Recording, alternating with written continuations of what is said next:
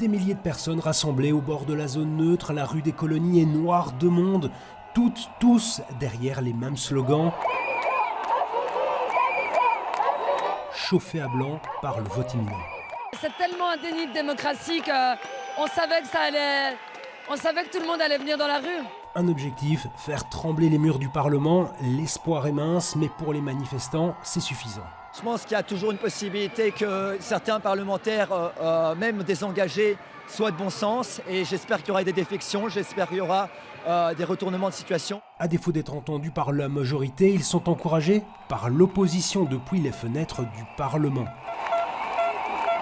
Qu'ils soient élèves, étudiants, les revendications restent toujours les mêmes. Tout le monde s'est motivé, on est là pour nos profs, on est là pour les écoles. Les profs ils vont devoir travailler 10% en plus sans être payés, bénévolement, c'est pas du tout normal. Les professeurs ils sont là, ils travaillent dur pour nous et l'enseignement c'est quelque chose de très important pour la société. Plutôt que de nous écouter et de trouver des solutions sur ce manque d'accompagnement, on fait des réformes en fait qui détruisent plus mais sous couvert d'une certaine pédagogie. Au total, plusieurs milliers de manifestants, une poignée de casseurs aussi. L'une des entrées du Parlement est même défoncée par des pétards.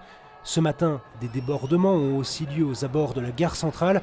En tout cas, quelle que soit l'issue du vote, la mobilisation n'est pas prête de faiblir. Je suis là aussi pour les aînés qui se sont battus pour nous et leur dire, mais en fait, vous, toutes vos luttes, elles mènent quelque part, elles mènent à maintenant, mais on ne va pas s'arrêter. On va lutter jusqu'à obtenir le retrait de toutes les réformes. Ce qui est sûr, c'est que cette journée laissera des traces. La rupture est consommée entre les enseignants et le gouvernement.